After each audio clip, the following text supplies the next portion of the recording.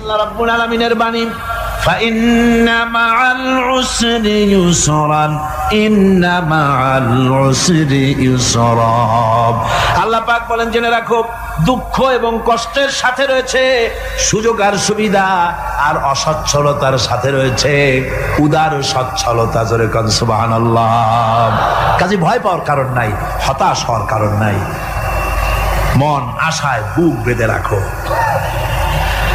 গুনাহ করেছো, হতাশ হয়েও না। যুবকদের গুনাহ করা স্বাভাবিক।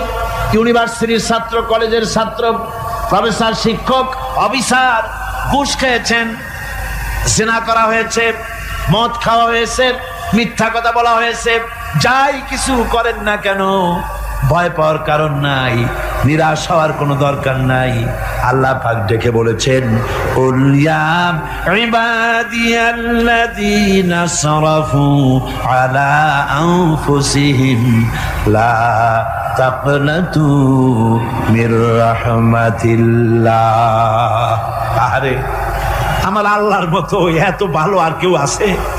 এত দরদ আর কারো আছে? আমার আল্লাহ বলেন, ও নবী, আপনি শুনায় দেন, হে আল্লাহর বান্দারা, তোমরা যারা নিজেদের উপরে বাড়াবাড়ি করেছো, নিজেদের উপরে জুলুম করেছো, অত্যাচার করেছো, আমি আল্লাহর রহমত থেকে নিরাশ হয়ে যেও না। মানুষ যদি অপরাধ করে, বাপের সাথে অপরাধ করেছে, মায়ের সাথে অপরাধ করেছে, মা বাবা সন্তানের চাইতে এত বড় কল্যাণকামী তো আর কেউ নাই, কিন্তু মা বাবা কোনোদিন বলে না, আয় আমার ছেলে তোরে মাফ করে দেই, এরকম বলে নাকি?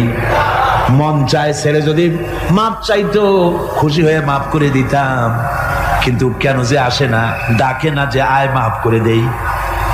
মা বাপ আপনাকে এত ভালোবাসে, সেই মা বাপও আপনাকে বলে না যে আয় মাফ করে দেই।